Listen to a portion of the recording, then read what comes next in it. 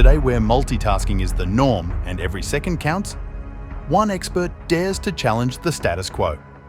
Because there really is no such thing as multitasking. That's a myth we tell ourselves. But the sheer act of focusing stopped that context switching and the wasted time. Join Agile guru Angela as she unveils the art of prioritization that's transforming the landscape of leadership. No, something has to be one, something has to be two, something has to be three. It all can't be priority, or nothing is. Experience the power of structured conversations, the discipline of daily check-ins, and the transformative magic of timeboxing. So instead of starting a bunch of things, hang on, let's start finishing and stop starting. And even organizations that aren't going to abandon their classic project management way of working that I've talked to get kind of excited about that notion of having stable teams with clear direction instead of making people chase work, bringing the work to the people in the ordered manner. This is more than just an episode.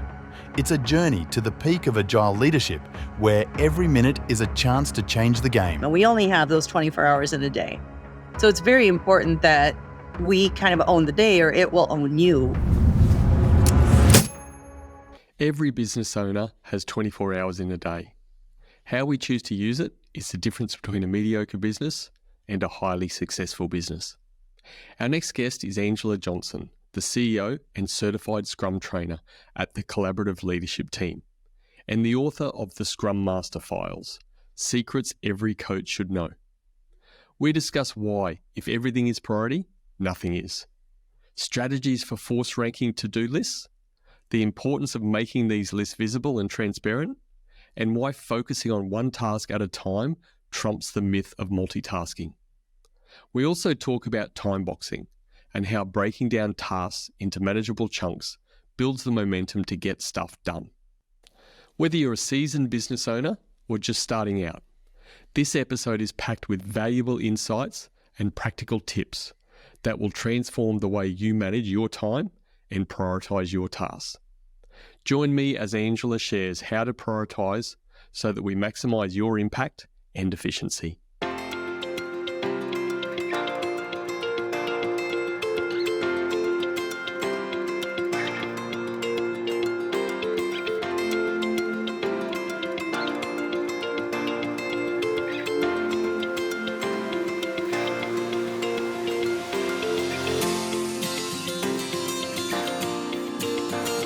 So prioritization is one of those things that it seems to be simple in practice, but very difficult. Simple in theory, but very difficult in practice.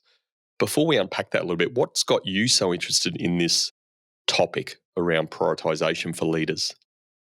Truth be told, it was my foray into Agile, and more specifically Scrum. We love that word, prioritize. However, most of us in the United States, I'll pick on my country for a minute, abuse that word. People will say it's all priority. Well, that's not really what that word means. And so the official Scrum guide went so far as to remove the word prioritized and replace it with order, suggesting a force ranking. Something is one, something is two, and so on.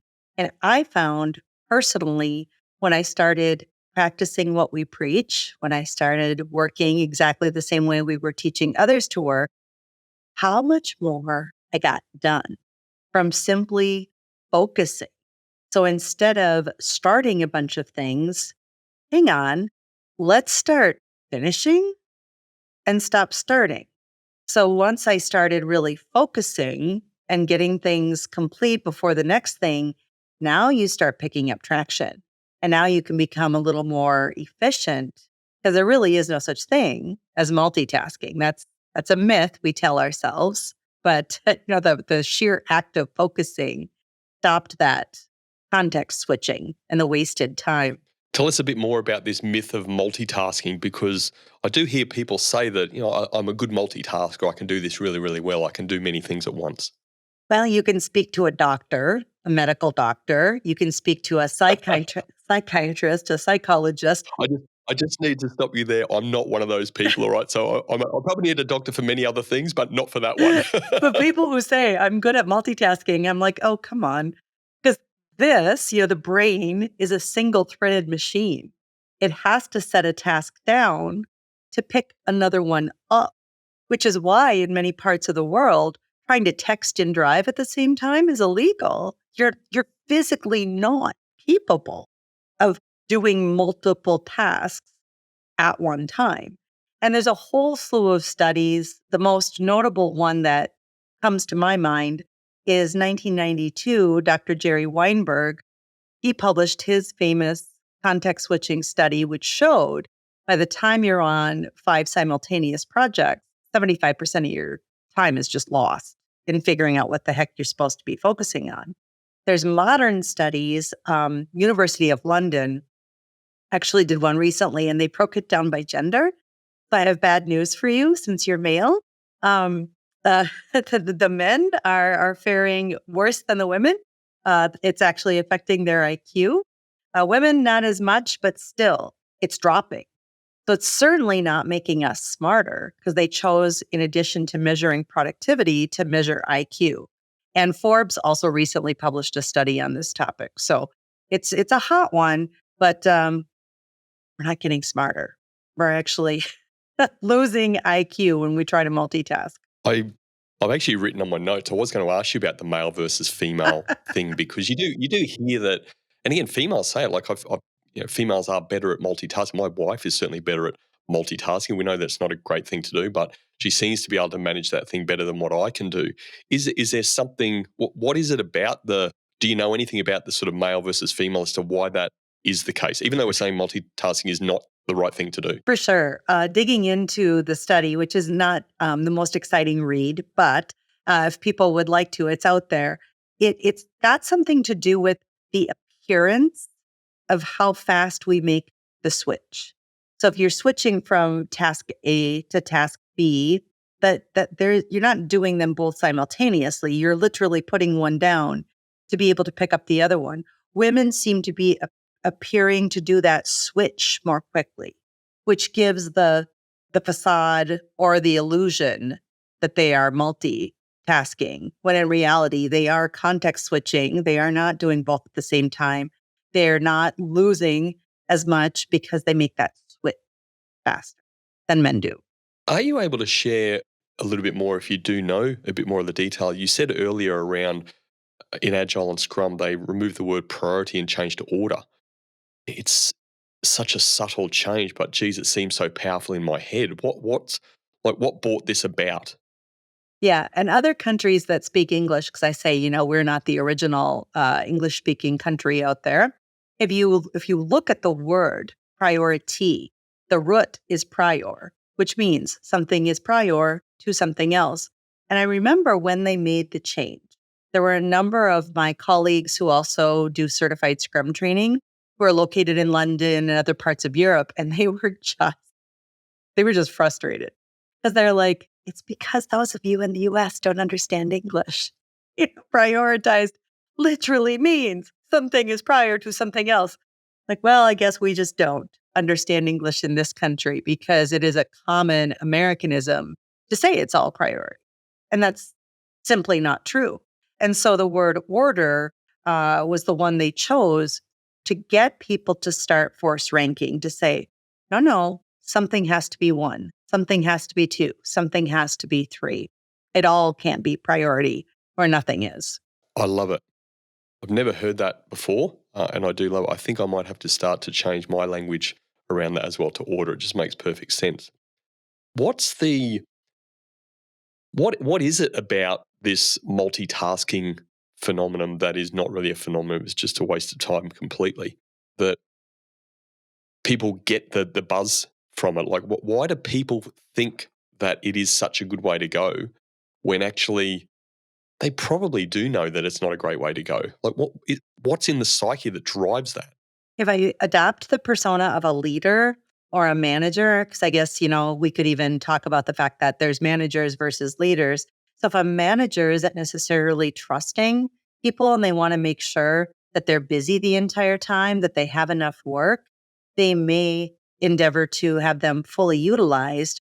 And so they may want to stack them up. So that's what I keep hearing from organizations. We want to do more with less. The reality is they're not getting more done. They're probably getting less done than if the leader or the manager gave a clear direction and allowed people to start finishing instead of starting a bunch of things. The other thing that I try to impress managers about this fallacy of multitasking is the notion of giving people a built-in excuse. That usually wakes them up a little bit. It's like, what? Well, you gave Brendan 4 different projects. Which one's the most important one? Well, they're all priority. So Brendan gets to guess. Brendan gets to guess which thing he's going to work on. Well, he knows it's all got to be done. So you ask Brendan for a status on project A, and he says, so sorry, I was working on B. Hey, how is B going, Brendan? Well, I'm late for a meeting on project C. I'll have to get back to you. We don't like that. You've given them a built-in excuse. Who knows what's really going on? We want to believe the best in people, of course. But when you give people clear direction and we know what the priority is, what the first order of business is, there's no excuses. You've got kind of this radical transparency about where things are at.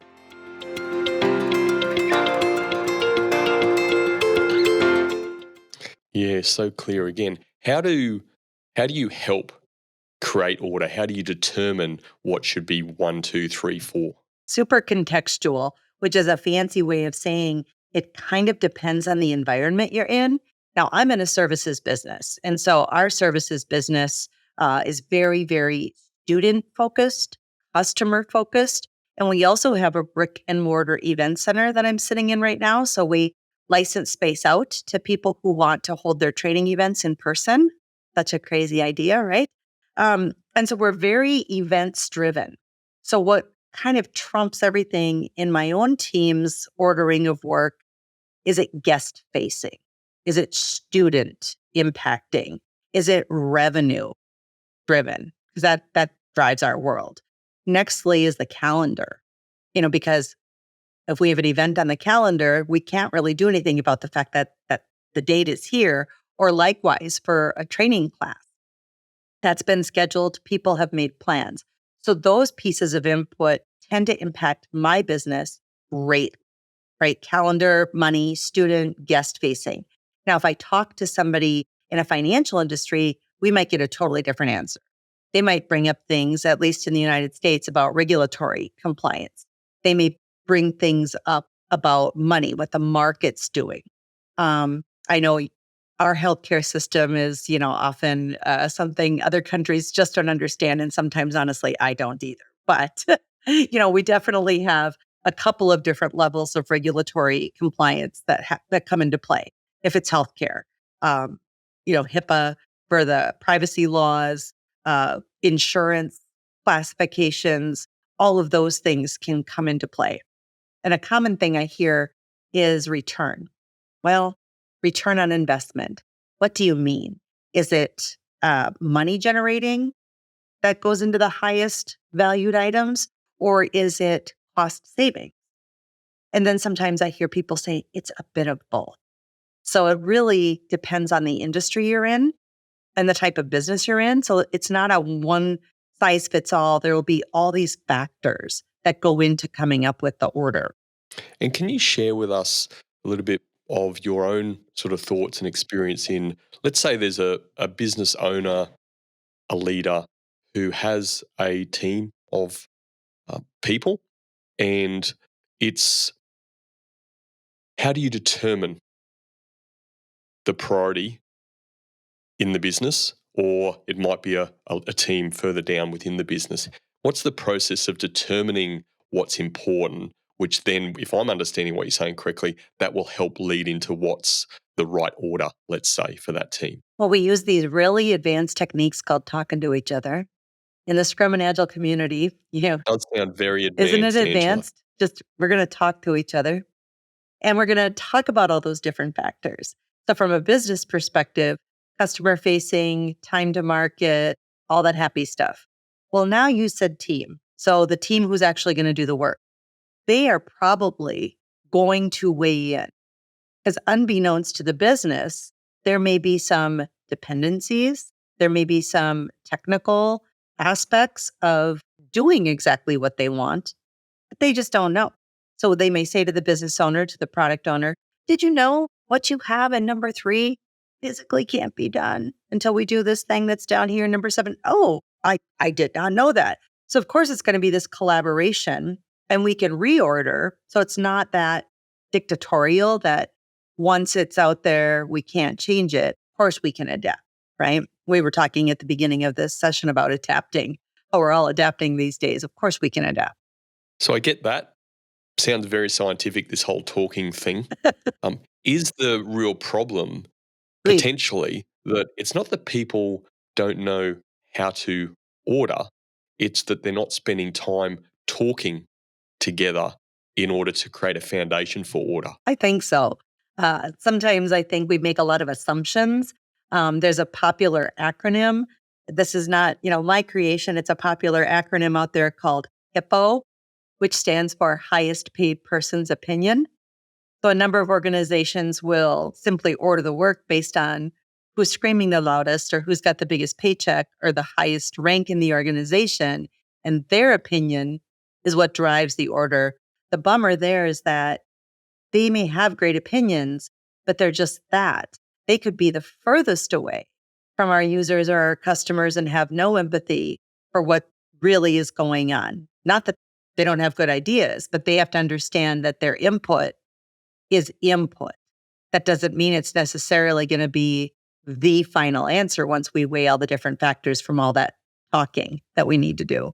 Let's now just say that I'm an individual, a micro business owner, and it might have contractors in place here and there for different loads of work. And this is a conversation I had last week just with a friend of mine. What do you suggest to them in order for them in their own sort of task management, order management, how they start to move themselves ahead to know that they're spending time and they're ordering the right things for their own business and for their own day-to-day activities? Because that's where, to me, that's where a lot of apart from this talking thing, there seems to be a lot of problem just on the ground where people are, getting into that busy fight or flight sort of thing, and they're not taking some time to determine, well, what do I want to do for my business? How do I want to get there? And then what do I need to focus on? What do you say to people around that space? And you mentioned contractors. So are you saying that these organizations are doing work for hire, like they're doing work for an end customer, like maybe they're building a website or maybe they're building an app or something Absolutely, like that? yeah. They may bring someone for a certain project type thing that they need worked on. And one of the things I really like about the Agile approach known as Scrum for that, right? You probably recognize the scrummage, right? The rugby-like approach there, is if they do that, if they can hold some sort of refinement conversation, which is talking with that client, and they can agree on that ordered backlog, then they can assess in whatever the time frame is. And it's popular in Scrum to use sprints. So if a services-based organization, let's say it's building a website for a client, so they get their marching orders from the client, well, rather than wait until 3 months, 6 months has gone by, why don't they check in at the end of every sprint, let's say 2 weeks? Because now the client can review more readily and then they can adapt from sprint to sprint based on what's going on. They really want to take this talking stuff to the next level. There is a daily scrum. There's a 15-minute or less check-in every day.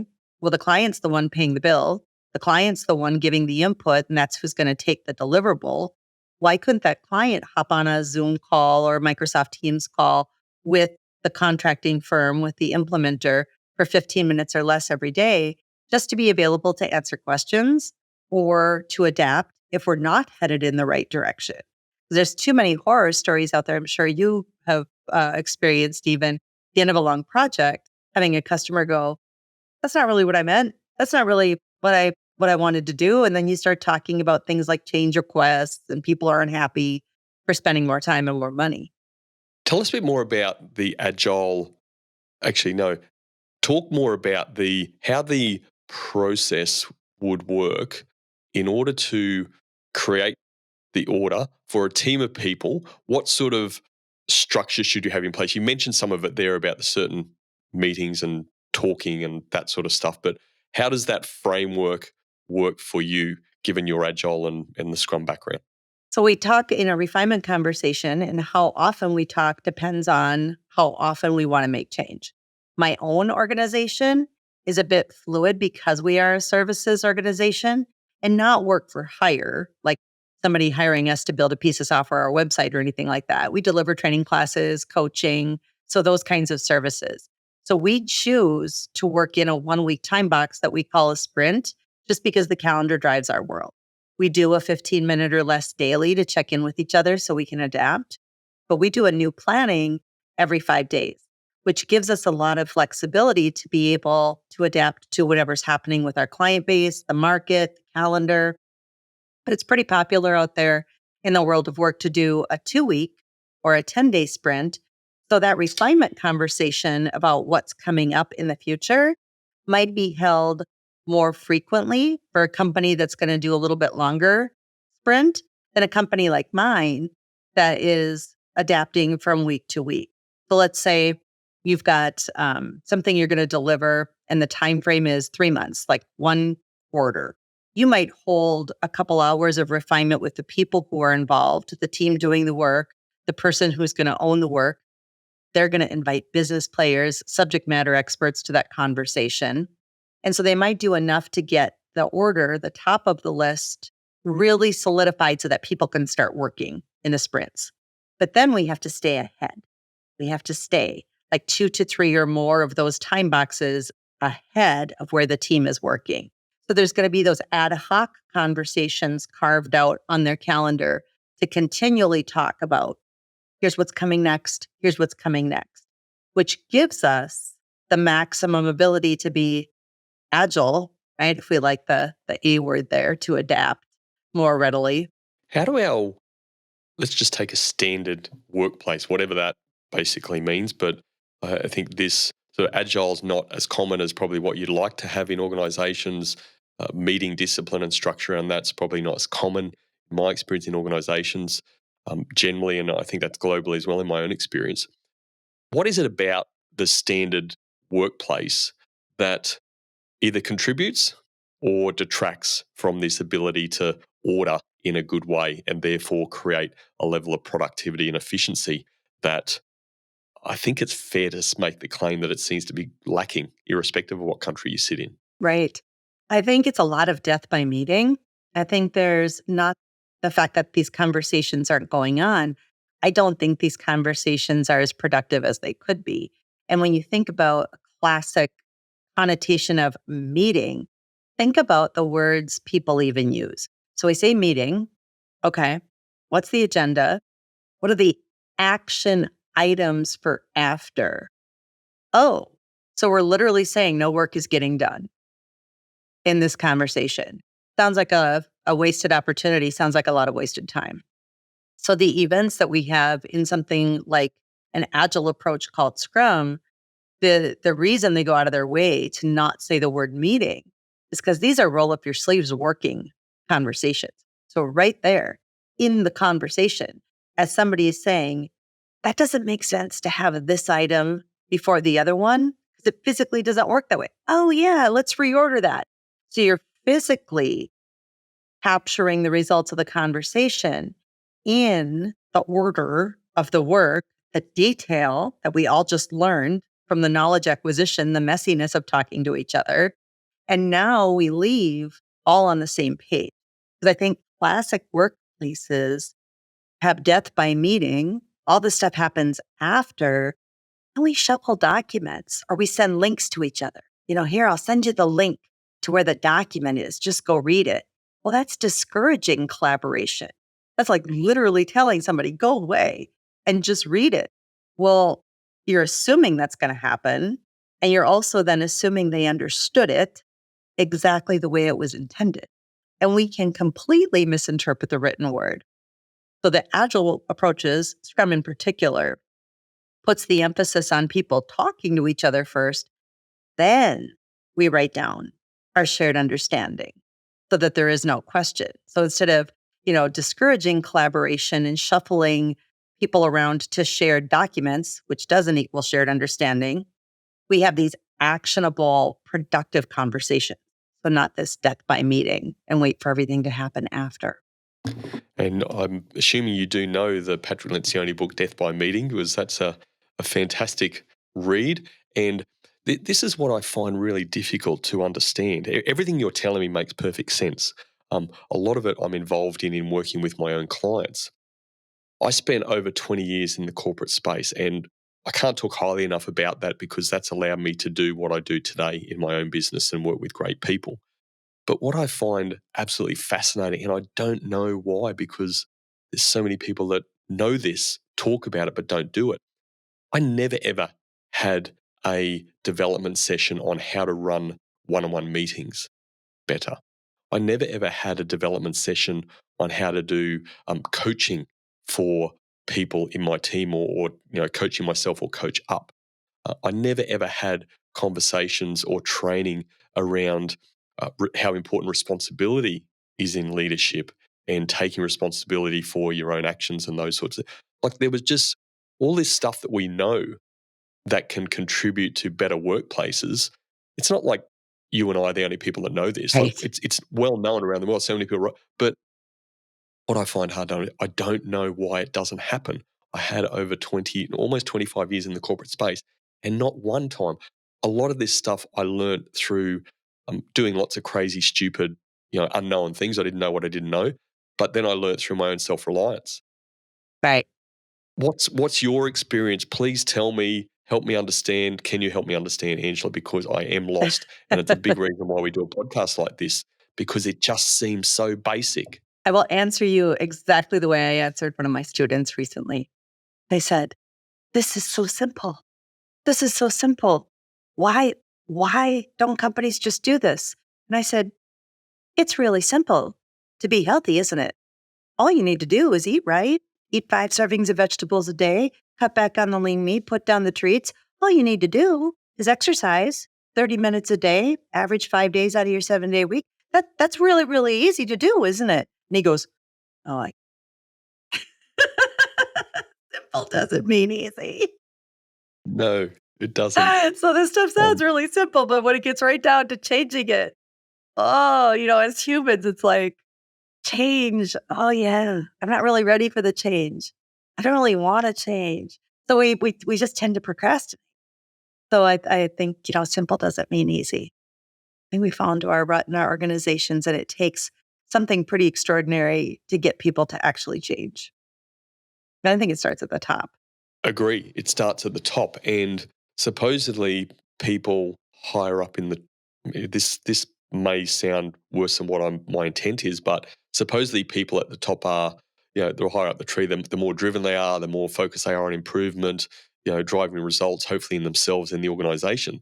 So it would seem like the impetus for that change, for that development, would be at the top. But again, it's not. I think there's a lot of assumptions going on at the top, at least with the leaders I'm talking to right now. I think they're so busy, they don't focus, they don't have this clear order, and so their world goes in buzzwords, like, buzzword bingo. They look at tweets. I don't know if we can call it that anymore. X's, whatever. Headlines, these snappy little headlines, and they read a buzzword in Gartner, and then they tout it as if it's just happened.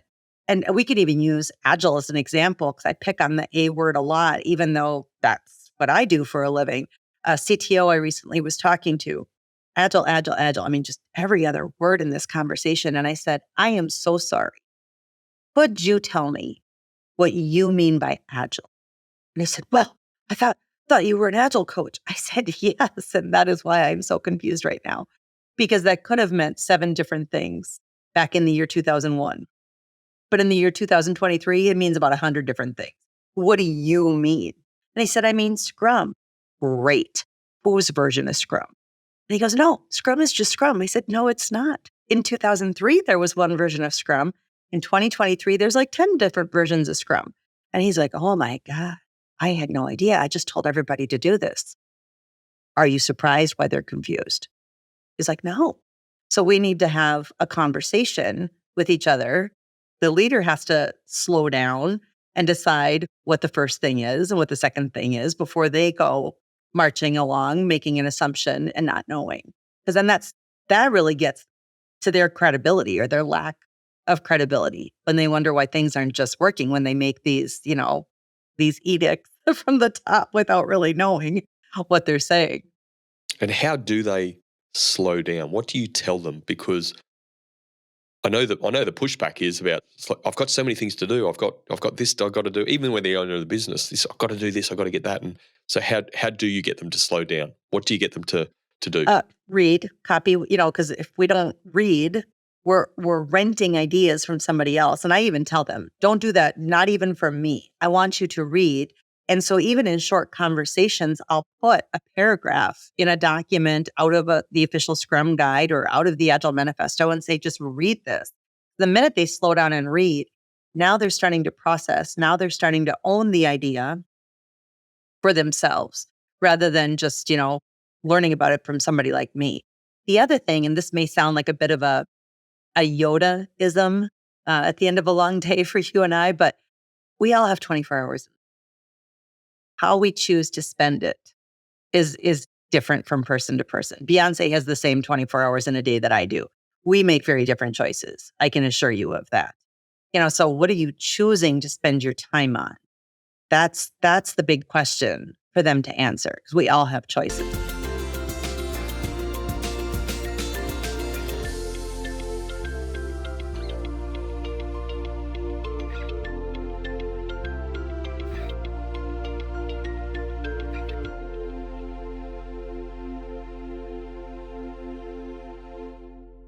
We absolutely do. And how do they make the right choice, in your opinion? So the company's probably got goals and objectives. And if we're being really honest, there's probably something that they are incented by. It's probably in their plan or their package or whatever. And this gets into how the leader is incented. If it's a publicly traded company, sometimes there's shareholders or a board for them to answer to. In privately held companies like mine, there's a little bit more freedom. They can really say, this is the 3-year plan. This is the 5-year plan. This is the trajectory of where I want to go. Well, that shouldn't just be fluff. Whatever that plan is should be an input to driving everything else. And I'll give you an example from a CIO I worked with a number of years ago now, but he is the one who just popped into my head. Because all I kept hearing about when I got there was all of these projects are priority. All this stuff is priority. Well, no surprise, nothing was getting done. And he loved to speak in bullet points. He was the master of it. And he would talk about these 5 initiatives that the company had for the year. So I said, here's your homework before our next conversation. I want you to go around to every team in your IT department. And it was a small privately held company. He had 90 people in this information technology group. So pretty doable. So I said, go around to each team and I want you to ask them, what are your top 5 initiatives for this year? So when we met, I said, do you have the same 5 initiatives that you've been telling everybody is priority? He goes, no, I don't. There's a list of about 45 different things. So it's no surprise that we're not meeting the company's goals and objectives because everybody's pulling in these different directions. What would happen if those really were the top 5? And the teams were focused, and this gets into the Scrum and Agile stuff, but if we formed teams around each of those initiatives, what would happen then? And that was the beginning of them coming down and focusing and starting to order the work instead of it's all priority. Yeah, absolutely. And if we don't provide this order, then people will make up their own order. And all of a sudden you've got the arrows going in all sorts of different directions, haven't you? I would say it's like letting them guess. Well, I hope they guess right. Absolutely. And again, I don't know about your experience. My experience is most people wake up, and actually I'm classic for saying this, most people wake up and nobody wakes up in the morning wanting to do a bad job. Right. So, I don't get up every morning thinking I can't wait to do a bad job today. I'm sure you don't do that. I haven't met anybody that does that. But they're focusing on things that they think they should do as opposed to they know they should do, which contributes to their role, contributes to the business outcomes and objectives and all that sort of stuff. They have good intentions. Of course, we all have good intentions. Absolutely. But if it's not made clear what we should be working on, yeah, we might guess wrong. What would you say to the point that I come back to a bit is that as leaders, I'm talking very, very generically here, as leaders, we seem to be looking for the smart rather than the effective, the simple and effective, because that's what seems to me the undercurrent of prioritization. We're looking for smarter ways. Surely it can't be that simple, Angela. It's not that simple. But it is simple, but like you said, it's very difficult in practice. I get that. But what would you say about this? We seem to be looking for smart. We're not looking for simple and effective. And one of the things when you say that, I have a client that I went through this whole prioritization exercise with, because the CIO was just, I can't believe in this day and age, she says, that small companies are working in a lot of things. And I agree with her. My small company works on an enormous number of things, but it doesn't happen from taking each one of us and saying, Angela, your time sliced across these 6 different initiatives. So you're going to allocate pieces of your time. That's the myth of multitasking. That's at the heart of all those studies we talked about earlier that contributes to the context switching and nothing's getting done.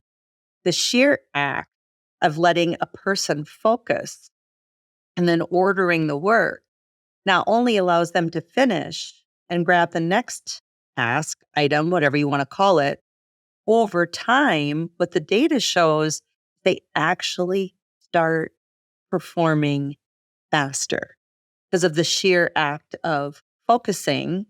And so it gives the appearance that they're smarter. What are you all doing where you're getting so much done? But this other organization that's making people chase work doesn't understand.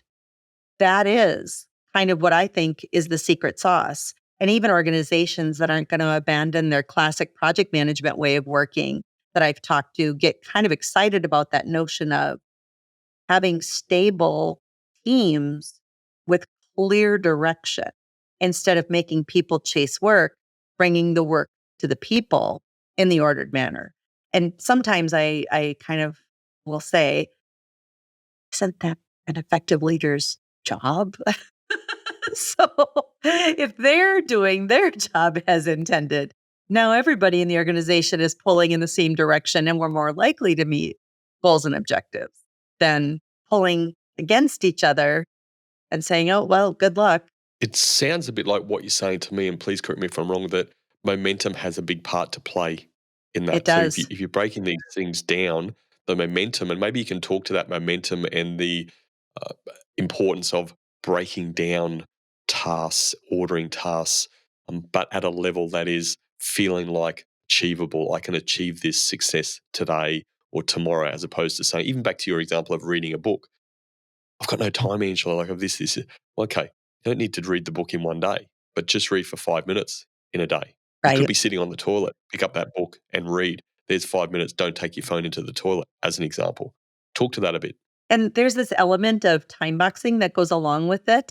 And so one of the things that's really demotivating that I would say is a momentum killer is a big daunting task. Like let's read a book in a day. Or it's like, I got to have this thing done by the end of the week. Well, we know all about the term paper syndrome, don't we? We know all about procrastinating and then wanting to pull an all-nighter, the night before. It's like, if we could just break things down. And in the Scrum framework, the suggestion is to break things down into 1 day or less chunks so that when we have that 15-minute or less daily conversation, I can say towards our overall goal, here's what I accomplished since we last met. Here's what I'm going to focus on today, or here's where I need help. That's so much more motivating than, oh, I'm still working and I didn't get anything done. What? Well, now not only is that demotivating, we have lower visibility, we have lower transparency. What if somebody could have helped? But we won't know if somebody could help because it's this big blob of well, I'm still working on that thing. Well, wait a minute. Where are you stuck? What are you really doing? I can even use a new workshop for my own team, right? Because sometimes you think people who teach this stuff are so good at it. Sometimes we fall off the Only sometimes. Only right, sometimes. only sometimes. Yeah, we were working on a new workshop, and one of my colleagues had this big blob out there, just this big task with the name of the workshop. And every day it was, oh, I'm still working on it. I'm still working on it. And one day I said, what would you tell a client right now? What would you ask a client? He's like, well, I'd drill into it and I'd want to, encourage them to break it into smaller chunks. Like, where's the table of contents or where's the learning objectives? Or what about just one exercise? And then I just looked at him and he goes, oh, gotta drink our own champagne here.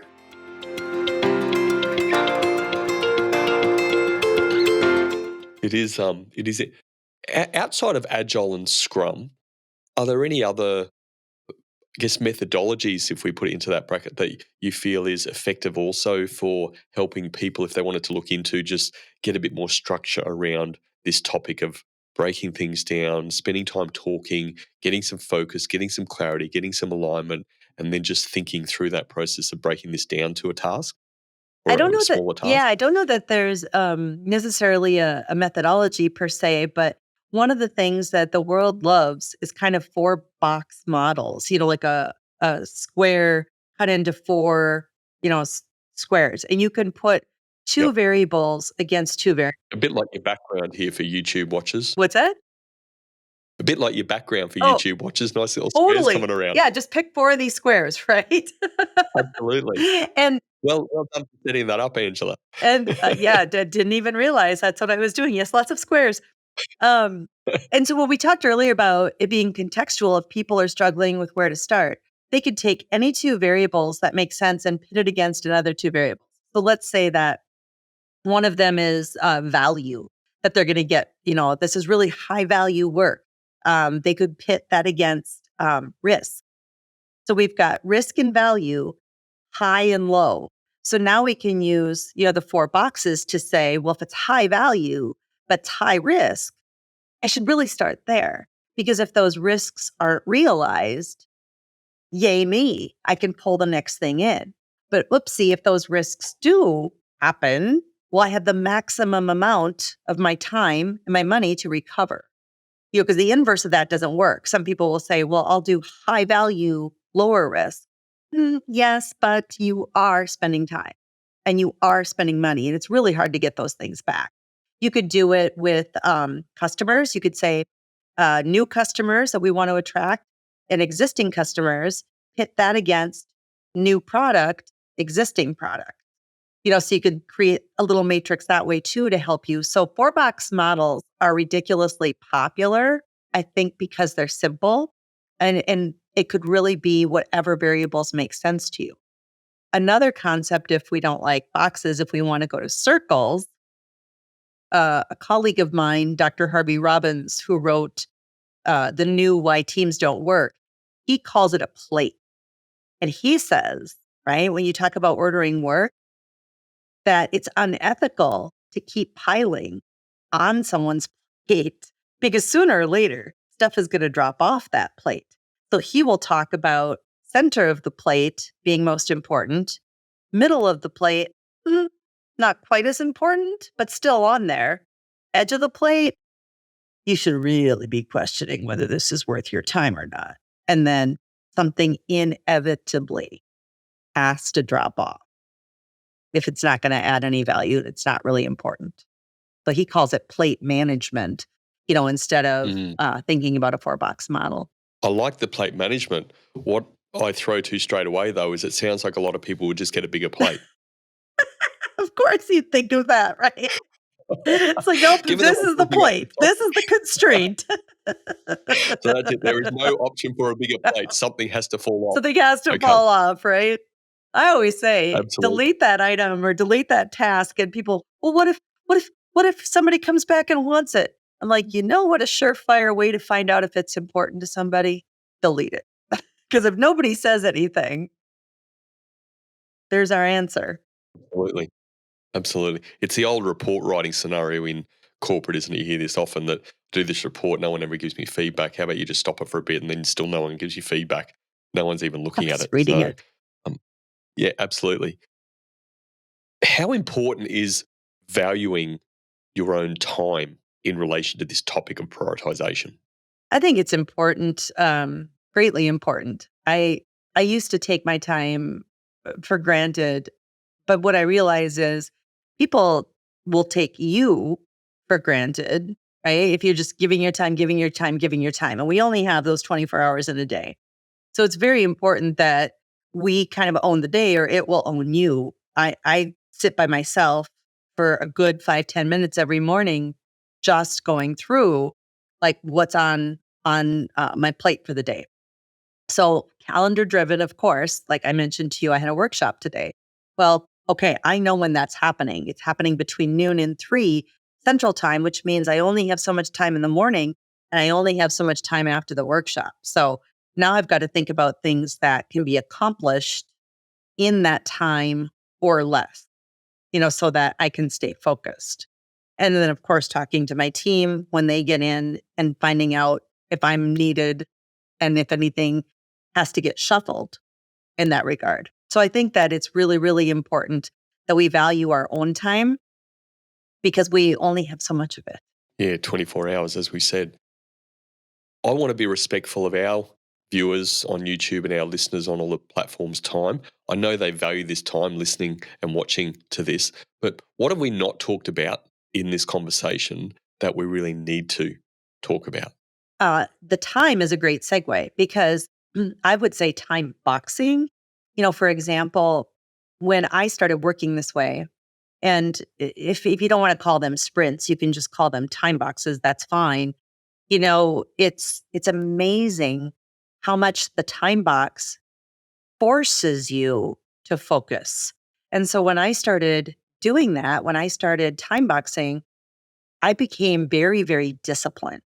And now it's kind of scary when I can accomplish, when I have 5 minutes of focused time.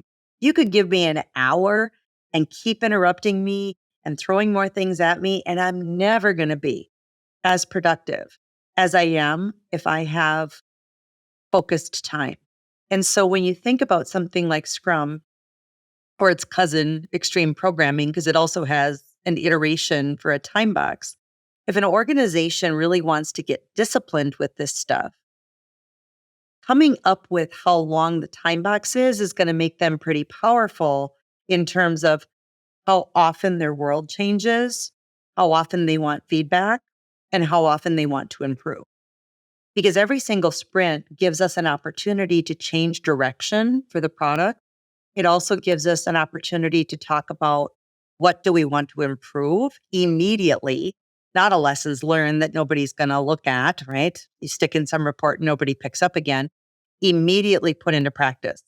So when COVID hit and our team was forced to adapt, as I'm sure yours was, we had been working in 10-day sprints. We had been working in 2-week sprints. That just felt like death. I don't know about you, but our days started to feel like weeks. It was just weird. Things move quickly, didn't Well, they? it was so crazy what was happening with time.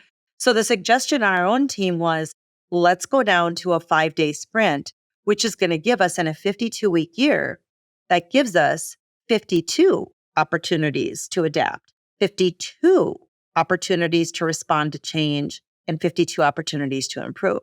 So if a company says to me, well, we want to do, a 2-week sprint, and I talk about why, I point out, well, in a 52-week year, 2-week sprints, that's 26. So you now have 26 opportunities to respond to the feedback, 26 opportunities to change your course, and 26 process improvement opportunities. Is that enough? Because if they say no, well, then let's talk about a shorter time box. People are so scared of the shorter time box, and I'm a fan of the shorter time box because it forces us to be more disciplined.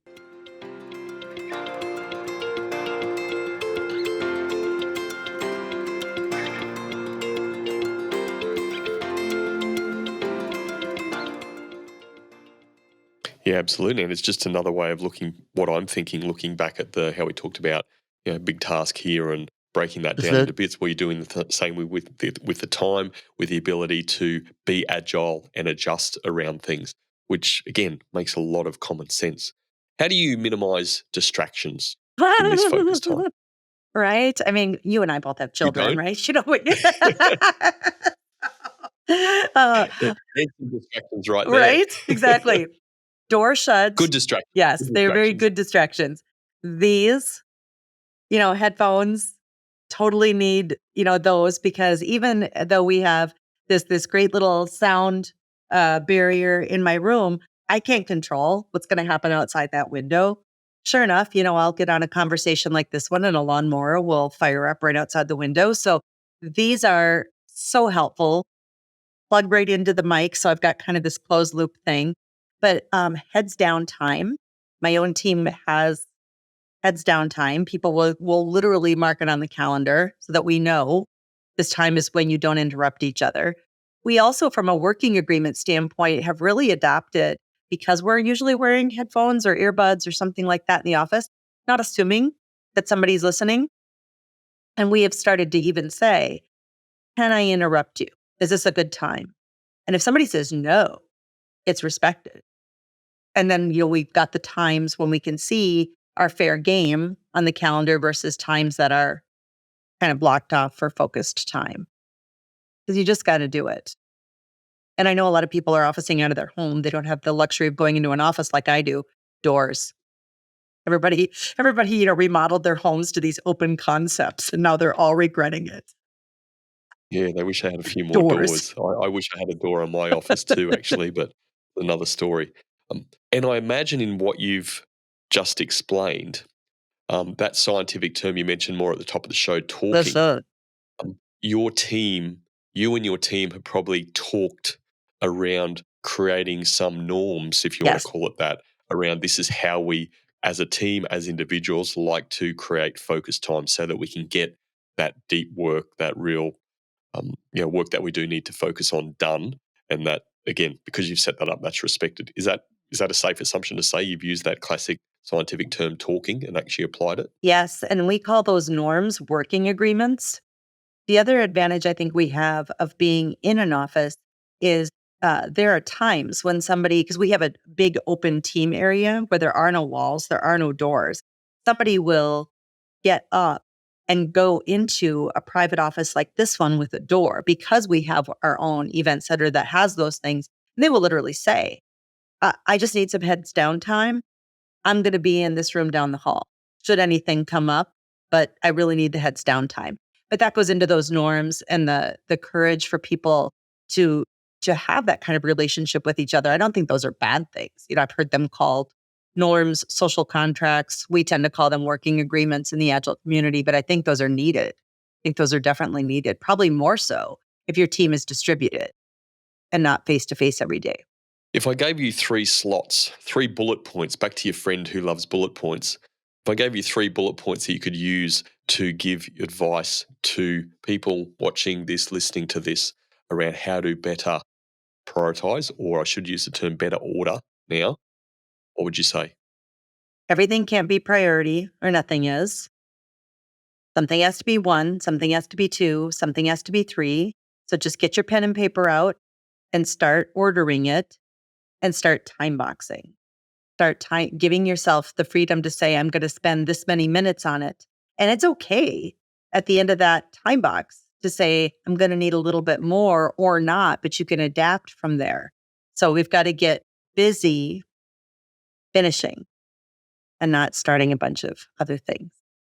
I like it. There is some research around about, as individuals, we have so many things in our life. I can't remember the numbers of unfinished stuff. Like we take things to a point. It might be in our house. It might be there's some renovations happening, and we just haven't painted that door yet, and that completes the renovation and stuff. So, yeah, I don't know if you know anything about that and think about your own life, but that alone just builds up stress and anxiety, doesn't it? Having these things that are unfinished in our life, Right. whether it's work related or personal related.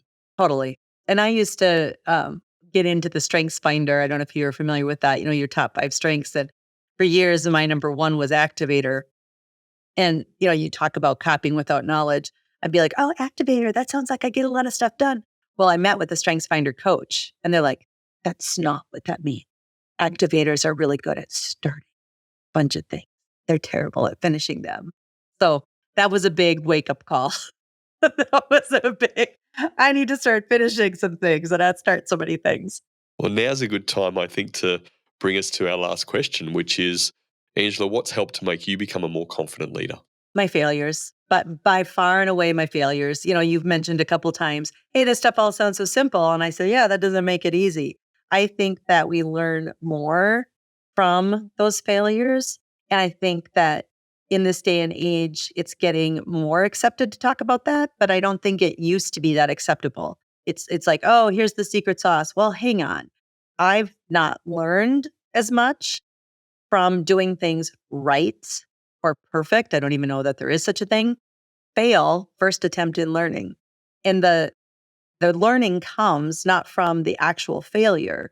The learning comes from reflecting on the failure. And so that's what I attribute a lot of what I know today is from those, making those mistakes, but then having the courage to adapt and recover from them. Angela, I'm too inquisitive and I just cannot leave it like that. So sorry, apologize for lying. It's not the last question. Tell me, what's an epic fail that comes to mind that has given you that reflection and that learning? Oh my gosh. A huge epic. Just one. Just one. He goes, just one.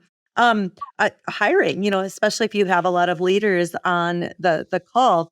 I used to hire for just horrible reasons. And I hired somebody who was so toxic and so detrimental to this business. And the reason we hired that person is we thought, well, we don't want to compete against them, so we should hire them, to take them out of the equation. Aren't we so smart, right? Oh, they're playing checkers, we're playing chess. What a bunch of crap. It was the most toxic addition to our team. It was thankfully not very long, but I have got some scars from that. But the team actually amended our own working agreement after we voted that person off the island to say, right? Because our working agreement says we can use humor. We love using humor with each other. But that person would do it in a way that would just twist the knife. You know what I mean? So after we voted them off the island, we amended our agreement to say it's okay to use humor, but not to launch a missile at someone because we're not going to do that again. And I had to really take a step back and think about, why am I hiring? Why are we looking at adding somebody? Since I clearly suck at it, let's have everybody on the team interview this person next time, right? Interview people next time so that I'm not blinded by some reason that could be the worst possible outcome for our business. That was a pretty epic fail. That is, and I think it isn't, no, I know it's an epic fail that I can align with. I've had the same epic fail or fails, and I know many, many people that I've worked with and just know generally in my network that have had many epic fails with employment, recruitment, that sort of stuff. So there's lots of people hearing you and probably sharing the same pain. Well, there's comfort in that. Absolutely. The really interesting thing, Angela, and we've not said this, I have not said this on the podcast before, but in 2024, or a few months away from 2024, but we are actually launching a sister podcast to the Cultural Leadership, which will be called My Worst Leadership Moment. And it's based on exactly that sort of stuff that you talked about, learning from experiences of others. So getting our guests to share their experience, what was their sort of epic fail or their epic challenge in the leadership context, explaining that, unpacking that a bit, what they took from it and how it's impacted it moving forward. So it sounds like you've already jumped the gun and we'll have to cut that little bit out and chuck it into the whole worst Use it leadership as a moment teaser. side of things. Use it as a teaser. So I think we might have to. You're a consummate professional, Angela. There's no doubt about it. What does 2024 look like for you? What's on the plate? What do you got coming forward? We're going to put a lot of emphasis into our center because one of the things that's been a pleasant surprise is even though our own classes have not bounced back for in-person, the appetite is just for virtual and that's okay. We had always planned on licensing and renting our own space out to other companies who let their own brick and mortar go. And that's been booming, thankfully. So we're going to put a lot of emphasis into that. We renewed our lease for another 3.5 years. And so we're going to be thinking about different ways to pivot in different business professionals. Like today we had a board meeting here, not just training classes, but all kinds of things. So that's what we have on deck for 2024. Sounds fantastic, Andrew. It sounds like you're taking some time to think about that, set up the bigger picture and create some order to make that happen. And I sincerely hope that you take the right decisions moving forward and keep working on the right order and getting these things done. I love that you picked up that word. It's a good word. It makes perfect sense. It's a lot cleaner than priority. So, Angela, thank you very much for coming on our show. I love your background. I love the information you've shared today on this interesting, fascinating, simple but difficult topic for people to actually do. It's not difficult to get your head around, I don't think, but like you said, difficult to do. So thank you very much. Really appreciate you, appreciate your time, and you've been a fantastic guest on the Cultural Leadership. Thank you. Thank you for having me. This quote from Stephen Covey aligns perfectly with the underlying message of this episode. The key is not to prioritise what's on your schedule, but to schedule your priorities. These are my 3 key takeaways from my conversation with Angela. My first key takeaway: confident leaders prioritise talk time. They have conversations with their team members, seeking input to collaboratively set and achieve goals. By dedicating this time, they establish and clarify the order of priorities, ensuring everyone is aligned and focused. My second key takeaway: confident leaders are masters of their time. They make every meeting count, focusing on activities that offer the greatest impact towards their objectives. They're proactive in planning their days, deciding their top 3 priorities the night before, to ensure their time is spent on what matters most. My third key takeaway: confident leaders minimise distractions. They create environments conducive to focus, like blocking heads down time in their calendar. By setting clear norms and boundaries, such as having designated quiet spaces or agreed upon times for interruptions, they foster a culture where undivided attention is valued and productivity is maximised. So in summary, my 3 key takeaways were: confident leaders prioritise talk time, confident leaders are masters of their time, and confident leaders minimise distractions. Let me know your key takeaway on YouTube or at thecultureofleadership.com. Thanks for joining me, and remember, the best outcome is on the other side of a genuine conversation.